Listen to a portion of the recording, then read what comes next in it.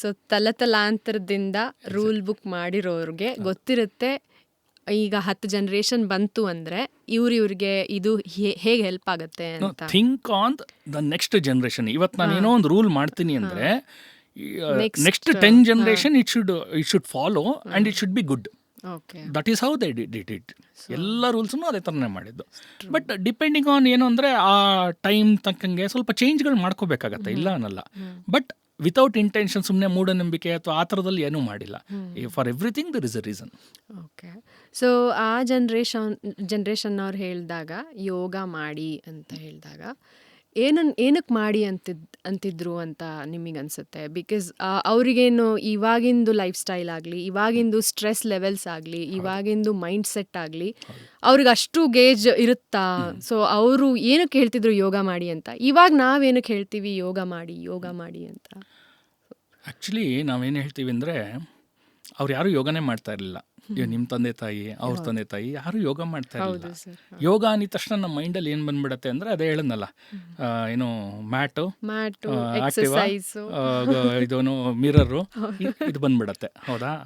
ಅದು ಆ್ಯಕ್ಚುಲಿ ಯಾರೂ ಮಾಡ್ತಾ ಇರಲಿಲ್ಲ, ಯೋಗ ಅನ್ನೋದು ಮಾಡ್ತಾ ಇರಲಿಲ್ಲ. ಆ ಎಕ್ಸಸೈಸ್ ಏನಿದೆ ಅವ್ರ ವರ್ಕಲ್ಲೇ ಚೆನ್ನಾಗಿ ಮಾಡೋರು. That is what it required. C, ನಿಮಗೆ ಯೋಗದ ಈ ಆಸನದ ಉದ್ದೇಶ ಏನಪ್ಪ ಅಂದರೆ ನಿಮ್ಮ ಬಾಡಿಯನ್ನು ಫಿಟ್ಟಾಗಿ ಇಟ್ಕೊಳ್ಳೋದು ಅಷ್ಟೇ. ಬೇರೆ ಇನ್ನೇನೂ ಇಲ್ಲ. ಬಾಡಿ ಇಂಪಾಸಿಬಲ್ ಏನು ಮಾಡೋದು ಬೇಡ. ನಿಮ್ಮ ಬಾಡಿ ಮೂವ್ಮೆಂಟ್ಸ್ ನಿಮ್ಮ ಕೈಯಲ್ಲಿ ಮಾಡಕ್ ಆಗ್ತಿದ್ರೆ ಯು ಆರ್ ಫಿಟ್ ಅಂತ. ನಿನ್ನ ದೇಹ ನಿನಗೆ ಹೆವಿ ಆಗಬಾರ್ದು. ಕರೆಕ್ಟ್. ನಿನ್ನೆ ನನಗೆ ಕ್ಲಾಸ್ಗೆ ಯಾರೋ ಒಬ್ಬರು ಬಂದಿದ್ದೆ ಥರನೇ, ಸರ್ ವೆಯ್ಟ್ ಕಮ್ಮಿ ಮಾಡಬೇಕು. ನಾನು ಯಾಕೆ ಕಮ್ಮಿ ಮಾಡಬೇಕು ಅಂದೆ.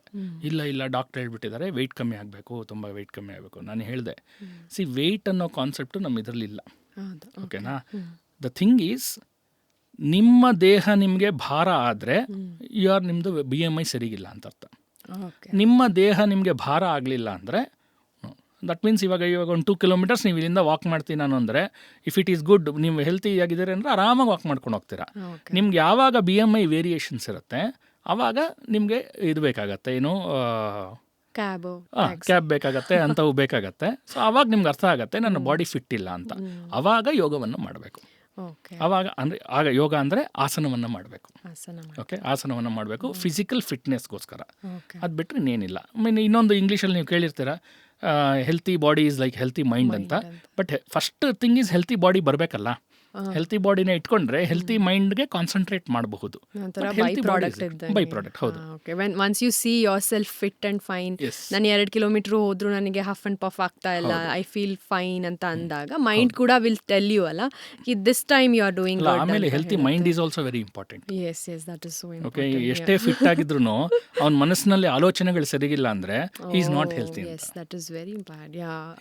ಅದು ಡೈರೆಕ್ಟ್ಲಿ ಬಾಡಿಗೂ ಕೂಡ ಇಂಪ್ಯಾಕ್ಟ್ ಆಗ್ತಾ ಇರುತ್ತೆ. ಒಂದು ಉದಾಹರಣೆ ಕೊಡಲಾದಕ್ಕೆ, ಈ ಉದಾಹರಣೆ ಕೊಟ್ಟಾಗ ಸ್ವಲ್ಪ ನನಗೆ ಏನು ಇದು ಬರುತ್ತೆ, ಏನಂತ ರಿಜೆಕ್ಷನ್ಸ್ ಬರಬಹುದು. ಬಟ್ ಯೂಶಲಿ ಕಾಲೇಜಸಲ್ಲಿ ಕೊಡ್ತೀನಿ ಉದಾಹರಣೆ. ಈ ಕೆಲವು ಪ್ರಿನ್ಸಿಪಲ್ಗಳು ಅಥವಾ ಇರುತ್ತಾರೆ ನೋಡಿ, ಕಾಲೇಜ್ಗಳಲ್ಲಿ ನೀವು ನೋಡಿರ್ತೀರ, ಕಾಲೇಜ್ ನಡೀತಾ ಇರುತ್ತೆ, ಈ ಪ್ರಿನ್ಸಿಪಲ್ಲು ನಾವಿದ್ದೀವಿ ಅಂತ ನೋಡ್ಸ್ಕೋಬೇಕಲ್ವಾ. ಅಂದರೆ ನಾವು ಪ್ರಿನ್ಸಿಪಲ್ ಅಲ್ವಾ ಅಥವಾ ನಾನು ಇದ್ದೀನಿ ಅಂತ ನೋಡಿಸ್ಬೇಕಲ್ಲ. ಫಾರ್ ಎಕ್ಸಾಂಪಲ್ ಇವರು ಯಾರೋ ಇಲ್ಲಿದ್ದಾರೆ, ಇವ್ರು ಹೆಡ್ ಬಂದರು ಅಂದ್ಕೊಳ್ಳಿ, ಪಾಪ ಅವರು ನೋಡಿ, ಅವರು ಹೀಸ್ ಎ ಕ್ಯಾಮ್ರಾಮೆನ್ನು, ಅದರಲ್ಲಿ he might not know about the electric work. ಅಲ್ಲಿ ಯಾವುದೋ ಒಂದು ಸ್ವಿಚ್ ಆನ್ ಆಗ್ತಾ ಇರಲ್ಲ, ಬಂದು ಅವ್ರಿಗೆ ಚೆನ್ನಾಗಿ ಬೈದಾಕ್ಬಿಟ್ರೆ ಅವ್ರು ಏನು ಮಾಡೋಕ್ಕೆ ಸಾಧ್ಯ? He is not mentally not healthy ಅಂತ. ಸುಮ್ಮನೆ ಏನೋ ಒಂದು ಅಥಾರಿಟಿ ತೋರಿಸೋದಕ್ಕೆ ಮಾಡೋದು. ಕೆಲವರು ಇರ್ತಾರೆ, ಕೆಲವರು ಇರ್ತಾರೆ. ನಿಮ್ಮ ಆಫೀಸಲ್ಲಿ ಗಮನಿಸಿರ್ತೀರ ಇದನ್ನೆಲ್ಲ. ಆಫೀಸಲ್ಲಿ ಒಂದು ವಾರ ರಜೆ ಹಾಕ್ಬಿಟ್ಟು ಹೊಟ್ಟೋಗಿರ್ತಾನೆ ಅವನು, ಯಾರೋ ಒಬ್ಬ ಲೀಡರ್ ಅಂದ್ಕೊಳ್ಳಿ. ಬಂದಿದ ತಕ್ಷಣ ಹಲೋ ಅರ್ಪಿತಾ, ಹಲೋ ರಾಜೇಶ್ ಅಂತ ಸುಮ್ಮನೆ ಕೂಗ್ತಾರೆ. To say that I have come. So they are also not mentally healthy. So mental health ಕೂಡ ತುಂಬ ಇಂಪಾರ್ಟೆಂಟ್. ಬರೀ ಫಿಸಿಕಲ್ ಫಿಟ್ನೆಸ್ ಇದ್ಬಿಟ್ರೆ ಆಗಲ್ಲ. ಆ ಮೆಂಟಲ್ ಹೆಲ್ತನ್ನು ಹೇಗೆ ತೊಗೊಂಬರೋದು ಕೂಡ ಯೋಗ ಹೇಳ್ಕೊಡತ್ತೆ. ಅದನ್ನು ನಾವು ಕಲಿಬೇಕು. ಪ್ರಾಪರ್ ಚಾನಲಿಂದ ಕಲ್ತ್ರೆ, ರೀಲ್ಸಲ್ಲಿ ಕಲಿಯೋಕ್ಕಾಗಲ್ಲ, ಪ್ರಾಪರ್ ಚಾನಲಿಂದ ಕಲ್ತ್ರೆ they change their life completely. Okay. So ಜಲ್ದಿ ಕ್ವಿಕ್ ಆಗಿ ರ್ಯಾಪಿಡ್ ಆಗಿ ಕಲಿಯುವಂಥದ್ದಲ್ಲ ಇದು. ಗ್ರಾಜುವಲ್ ಆಗಿ ಚೇಂಜಸ್ ನೋಡ್ತಾ ಇರಬೇಕು, ಹಾಗೆ ಅದನ್ನ ಎಕ್ಸ್ಪೀರಿಯನ್ಸ್ ಮಾಡ್ತಾ ಇರಬೇಕು. ಆ್ಯಂಡ್ ಆಲ್ಸೋ ಎಂಥೂಸಿಯಾಸಮ್ ಬೆಳಿಬೇಕು, ಇನ್ನ ಕಲಿಬೇಕು, ಇನ್ನ ಏನೋ ಮಾಡಬೇಕು ಅನ್ನೋದು. It's a just off it. Sir, ನೀವು ಯೋಗದಲ್ಲೇ ಪರಿಣಿತರು ಆಯ್ತಾ, ಇಷ್ಟು ವರ್ಷ ಮಾಡ್ಕೊಂಡು ಬಂದಿದ್ದೀರಾ. ಸೊ ಟೈಪ್ಸ್ ಆಫ್ ಯೋಗಾಸು ಈಗ ನಾನು ನೋಡ್ದಂಗೆ ಪೂಲ್ ಯೋಗ, ಕಪಲ್ ಯೋಗ, ಹಠಯೋಗ ಇದೆಲ್ಲ ಮಾಡ್ತಾರೆ. ಸೊ ನಿಮಗೆ ಟೈಪ್ಸ್ ಆಫ್ ಯೋಗ ಅಂದರೆ ಎಷ್ಟು ಟೈಪ್ಸು, ಹೇಗೆ? ಸೊ ಆ ಟೈಪ್ಸ್ ಆಫ್ ಯೋಗಕ್ಕಿಂತ ಹೋಗೋಕ್ಕಿಂತ ಮುಂಚೆ ಫಸ್ಟ್ ಯೋಗ ಅಂದರೆ ಏನು ಹೇಳಿದ್ದಾರೆ ಅಂತ ತಿಳ್ಕೊಂಡ್ಬಿಡೋಣ. Yes sir. ಓಕೆನಾ? ಬೇಸಿಕಲಿ ಯೋಗ ಅಂದರೆ ಮೂಲ ಸಂಹಿತೆಗಳಲ್ಲಿ, not the modern yoga I am telling, ಮೂಲ ಸಂಹಿತೆಗಳಲ್ಲಿ ಏನು ಹೇಳಿದ್ದಾರೆ ಅಂತ ತಿಳ್ಕೊಂಬಿಡೋಣ. ಪತಂಜಲಿ ಅವ್ರು ಏನು ಹೇಳ್ತಾರೆ ಅಂದರೆ, ಯೋಗ ಅಂದರೆ ಯೋಗ ಚಿತ್ತ ವೃತ್ತಿ ನಿರೋಧ ಅಂತಾರೆ. ಯೋಗ ಚಿತ್ತ ವೃತ್ತಿ ನಿರೋಧ ಅಂತ. ಯೋಗ ಚಿತ್ತ ಅಂದರೆ ಮೈಂಡ್, ಇನ್ನರ್ ಮೈಂಡ್. ಓಕೆ, ಇದು ತುಂಬ ದೊಡ್ಡ ಎಕ್ಸ್ಪ್ಲನೇಷನ್ನು, ಅದು ಈ ಶಾರ್ಟಲ್ಲಿ ಎಕ್ಸ್ಪ್ಲೇನ್ ಮಾಡೋಕ್ಕಾಗಲ್ಲ, ಬಟ್ ಇನ್ನರ್ ಮೈಂಡ್ ಅಂತ ತಿಳ್ಕೊಳ್ಳಿ. ಓಕೆನಾ?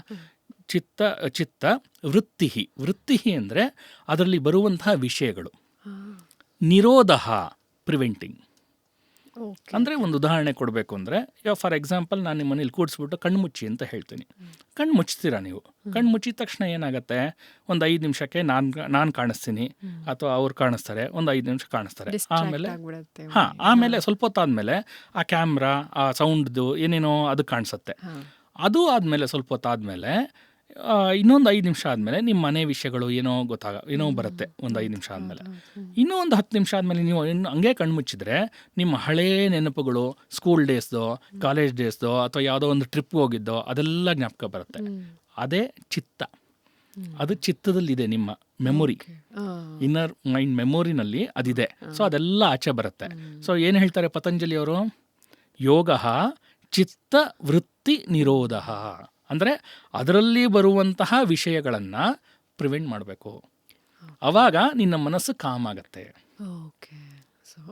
This is secret. ಓಕೆ, ಎಲ್ಲ ಯೋಗನೂ ಇದೇ ಮಾಡೋದು. ಯೋಗ ವಸಿಷ್ಠರು ಕೂಡ ಅದೇ ಹೇಳ್ತಾರೆ. ಯೋಗ ಮನ ಪ್ರಶಮನ ಉಪಾಯ ಅಂತಾರೆ.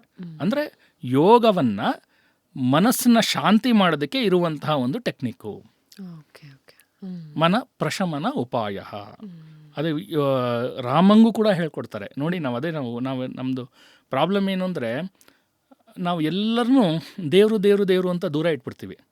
ಅವ್ರು ಏನು ಕಲ್ತರು ಅಂತ ನಾವು ಕಲಿಯೋಕ್ಕೆ ಹೋಗಲ್ಲ, ತಿಳ್ಕೊಳಕ್ಕೆ ಹೋಗಲ್ಲ. ಏನು ವಿದ್ಯಾಭ್ಯಾಸ ಹೆಂಗ್ ಬಂತು ರಾಮಂಗೆ ವಿದ್ಯೆ? ರಾಮ ಕಲಿದೆ ಬಂದ್ಬಿಡ್ತಾ? ಎಲ್ಲ ಕಲ್ತಿರ್ಬೇಕು ತಾನೆ. ಅವರು ಮನುಷ್ಯರಾಗಿ ಬಂದವರಲ್ವಾ, ಮನುಷ್ಯರಾಗಿ ನಂತರ ದೇವರಾದವರು. ಅವ್ರು ಕಲ್ತಿರ್ಬೇಕಲ್ವ ಏನೋ ಒಂದು. ಸೊ ರಾಮ ಎಲ್ಲ ವಿದ್ಯೆಗಳನ್ನು ಕಲಿತು ಗುರುಕುಲದಿಂದ ವಾಪಸ್ ಬಂದಾಗ ಏನಾಗತ್ತೆ ಅಂದರೆ, ಈ ಅತಿ ಓದ್ಬಿಟ್ರೆ, ಮಾತಾಡ್ತಾ ಇದ್ವಿ ಆವಾಗಲೇ, ಅತಿ ಓದ್ಬಿಟ್ರೆ ವೈರಾಗ್ಯ ಬಂದ್ಬಿಡತ್ತೆ. ನಾಲೆಜ್ ಜಾಸ್ತಿ ಆಗಿಬಿಟ್ರೆ ವೈರಾಗ್ಯ ಬಂದ್ಬಿಡತ್ತೆ. ಈ ಲೈಫ್ ಇಷ್ಟೇನಾ, ಅಯ್ಯೋ ಇಷ್ಟೇ ಬಿಡಪ್ಪ, ಇನ್ನೇನಿದೆ ಅಂತ. ಇದು ರಾಮನ್ಗೂ ಕೂಡ ಆಗಿತ್ತು. ರಾಮನ್ಗೂ ಕೂಡ ಆಗಿತ್ತು. ರಾಮ ಬೇಜಾರಾಗಿ ಕೂತಿರ್ತಾನೆ. ಇನ್ನೇನು ಎಲ್ಲ ಗೊತ್ತಾಗಿದೆ, ಲೈಫ್ದು ಆದಿ ಗೊತ್ತಾಗಿದೆ, ಅಂತ್ಯ ಗೊತ್ತಾಗಿದೆ, ಇನ್ನೇನು ಇದು ಲೈಫ್, ಇದಕ್ಕೆ ಯಾಕೆ ನಾನು ರಾಜ ಆಗಬೇಕು ಅನ್ನೋದು ಮೆಂಟಾಲಿಟಿಯಲ್ಲಿ ಕೂತಿರ್ತಾನೆ. ಆವಾಗ ದಶರಥ ವಸಿಷ್ಠರನ್ನ ಕರೆಸಿ ಅವನಿಗೆ ಸ್ವಲ್ಪ ಪ್ರಾಕ್ಟಿಕಲ್ ಕ್ಲಾಸ್ ಮಾಡಿ ರಾಮನ್ಗೆ ಅಂತ ಹೇಳ್ತಾರೆ. ಆವಾಗ ರಾಮನ್ಗೆ ಯೋಗವನ್ನು ಬೋಧಿಸ್ತಾರೆ. ಅದನ್ನ ಯೋಗ ವಾಸಿಷ್ಠ ಅಂತ ಕರೀತಾರೆ. ಯೋಗ ವಾಸಿಷ್ಠ ಅಂತ 62,000 ಶ್ಲೋಕಗಳಿದೆ. 62,000 ಶ್ಲೋಕಗಳಿದೆ. ಅದು ಯೋಗ ವಾಸಿಷ್ಠ. ಲಘು ಯೋಗ ವಾಸಿಷ್ಠ ಅಂತ ಬರುತ್ತೆ, 6,000 ಶ್ಲೋಕಗಳಿದೆ. ಅದರಲ್ಲಿ ರಾಮನಿಗೆ ನೀನು ಏನಕ್ಕೆ ಇರಬೇಕು ಭೂಮಿ ಮೇಲೆ, ಮತ್ತೆ ನೀನು ಏನು ಮಾಡಬೇಕು ಭೂಮಿನಲ್ಲಿ ಅಂತ ಹೇಳ್ತಾ ಹೋಗ್ತಾರೆ ರಾಮನಿಗೆ. ಸೊ ಅದರಲ್ಲಿ ಒಂದು ಮಾತು ಹೇಳ್ತಾರೆ, ಚಂಚಲತ್ವಂ ಮನೋಧರ್ಮ ಅಂತ. ವನ್ಹೇ ಧರ್ಮೋ ಯಥೋಷ್ಣತ ಅಂತ. ಚಂಚಲತ್ವ ಮನೋಧರ್ಮ ಅಂದರೆ ಮನಸ್ಸಿನ ಧರ್ಮ ಇದೆಯಲ್ಲ, ಅದರ ಧರ್ಮನೇ ಚಂಚಲ. ಚಂಚಲ ಅಂದ್ರೆ ಏನಂದ್ರೆ ಇಲ್ಲಿಂದಲ್ಗೆ ಅಲ್ಲಿಂದಲ್ಗೆ ಹಾರ್ತಾ ಇರೋದು, ಡಿಸ್ಟ್ರಾಕ್ಟ್ ಆಗ್ತಾ ಇರೋದು, ಜಲ್ದಿ ಬೇರೆದನ್ನ ಹುಡ್ಕೊಂಡ್ಬಿಡೋದು. ಅದೇ ತರನೇ ಮನಸ್ಸಿನ ಧರ್ಮನೇ ಅದು. ಹೆಂಗೆ ಅಂದ್ರೆ ಒಂದು ಉದಾಹರಣೆನೂ ಕೊಡ್ತಾರೆ. ಬೆಂಕಿಯ ಧರ್ಮ ಹೇಗೆ ಬಿಸಿನೋ ಅದೇ ತರ ಮನಸ್ಸಿನ ಧರ್ಮ ಚಂಚಲವಾಗಿರೋದು ಅಂತ.